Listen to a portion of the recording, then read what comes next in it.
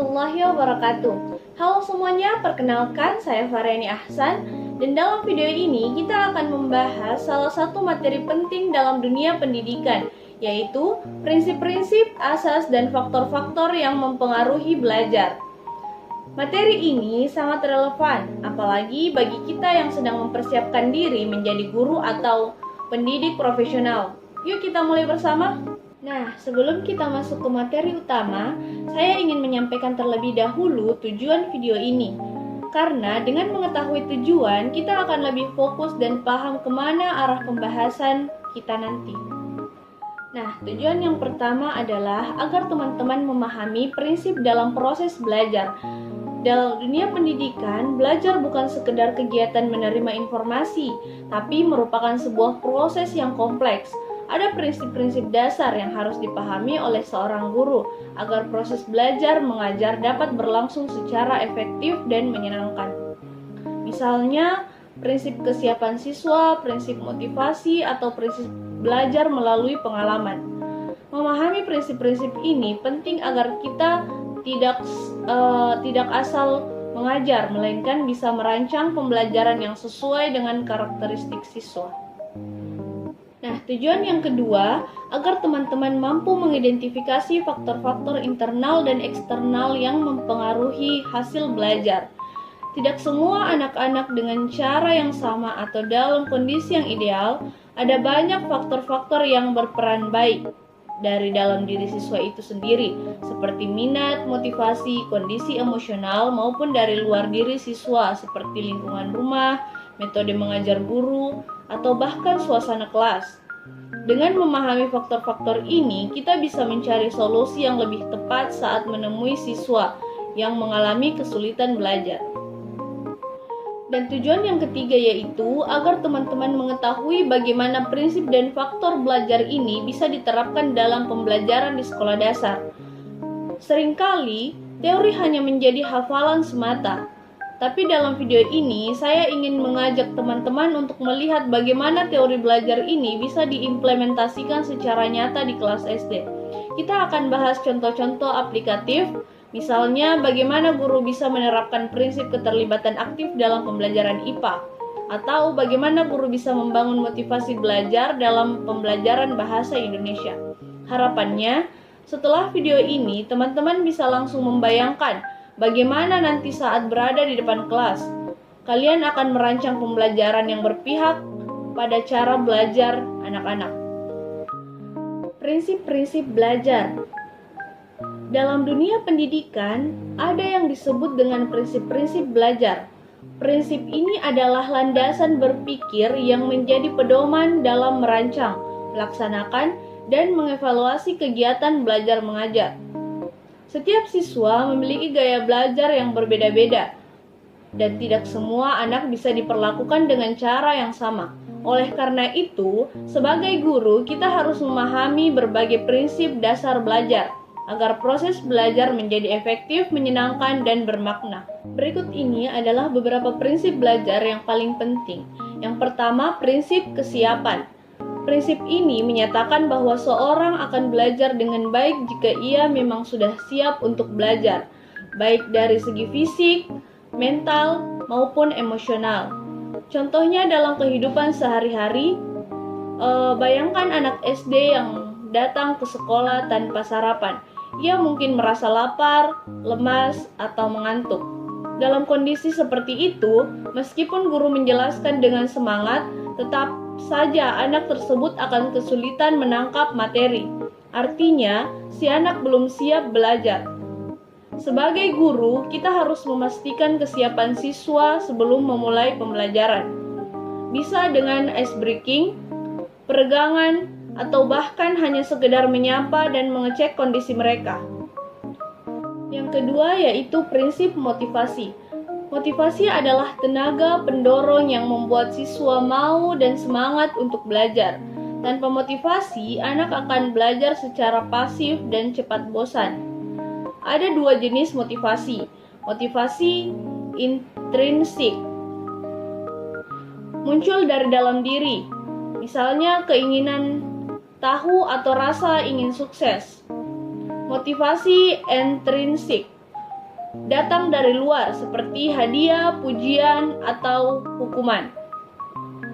Di kelas SD, motivasi sangat penting karena anak-anak mudah terdistraksi.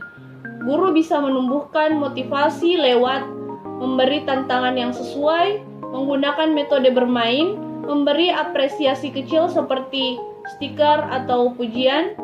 Prinsip yang ketiga, prinsip belajar melalui pengalaman. Anak SD tidak cukup hanya duduk dan mendengar penjelasan. Mereka harus melibatkan Pancasila dari tubuhnya agar belajar jadi lebih bermakna. Misalnya, ketika anak belajar tentang konsep berat dan ringan, alih-alih hanya menjelaskan di papan tulis, guru bisa mengajak anak membandingkan benda langsung seperti batu dan kapas, atau buku dan penghapus. Pengalaman langsung membantu anak menghubungkan teori dengan kenyataan, dan ini akan melekat lebih lama di ingatan mereka. Guru perlu menciptakan kegiatan belajar yang konkret seperti bermain peran, percobaan sains sederhana, membuat kerajinan tangan, dan melakukan wawancara mini dengan teman. Prinsip yang keempat yaitu prinsip umpan balik dan penguatan. Proses belajar akan lebih efektif jika siswa mendapat umpan balik atau feedback atas apa yang telah mereka lakukan. Siswa perlu tahu apakah yang mereka kerjakan itu sudah benar atau masih perlu diperbaiki. Dengan begitu, mereka bisa melakukan evaluasi dan perbaikan diri. Umpan balik bisa berupa pujian atau koreksi halus. Selain itu, penguapan juga penting, bisa dalam bentuk verbal, isyarat, atau simbolik. Misalnya, tos tangan, jempol ke atas, stiker bintang, atau nilai tambahan. Tujuannya adalah untuk mendorong pengulangan perilaku yang positif, seperti keberanian menjawab, kerjasama, atau kejujuran. Prinsip yang kelima yaitu prinsip repetisi.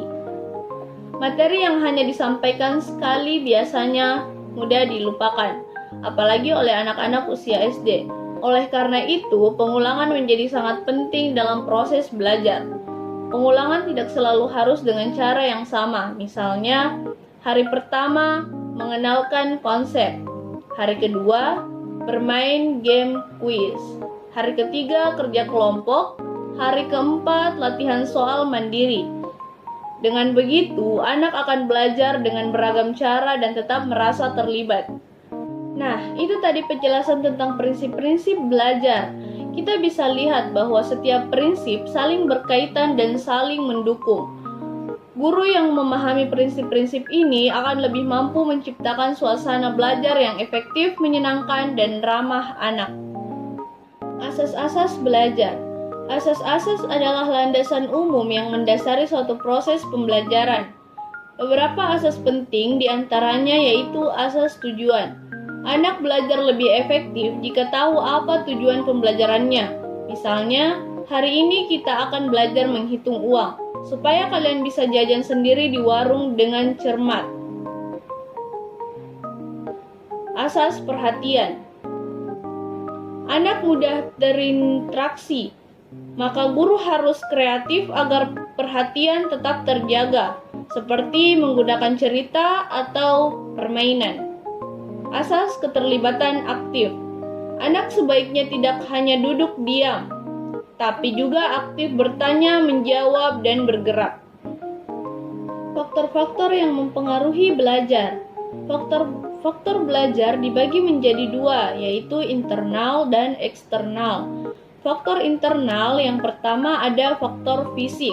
Kondisi tubuh yang sehat, tidur cukup, dan gizi baik sangat berpengaruh. Contohnya, anak yang sering sakit akan tertinggal pelajaran. Yang kedua, psikologis. Motivasi belajar, minat terhadap pelajaran, kecerdasan dan kemampuan kognitif, emosi, dan kepercayaan diri. Jadi, guru harus mampu memahami psikologi siswa, misalnya memberi dukungan untuk anak yang pemalu. Faktor eksternal, yang pertama lingkungan keluarga. Orang tua yang perhatian dan mendukung akan sangat membantu perkembangan belajar anak. Yang kedua, sekolah. Guru yang ramah, suasana kelas yang menyenangkan, dan media pembelajaran yang bervariasi akan mendukung proses belajar. Yang ketiga, masyarakat. Lingkungan tempat tinggal juga mempengaruhi apakah mendukung kegiatan belajar atau tidak. Contoh aplikasi di SD. Misalnya, dalam pelajaran IPA kelas 3 SD tentang perubahan wujud benda, guru dapat menerapkan prinsip belajar aktif dengan eksperimen sederhana seperti melelehkan es batu di kelas. Prinsip pengalaman langsung, anak memegang es batu, melihat perubahan, diskusi. Asas keterlibatan, semua siswa terlibat dalam praktik. Faktor motivasi, anak lebih semangat karena praktiknya seru dan nyata. Contoh lain, saat belajar bahasa Indonesia, guru membuat lomba bercerita. Ini menerapkan asas ulangan, motivasi, dan perhatian sekaligus.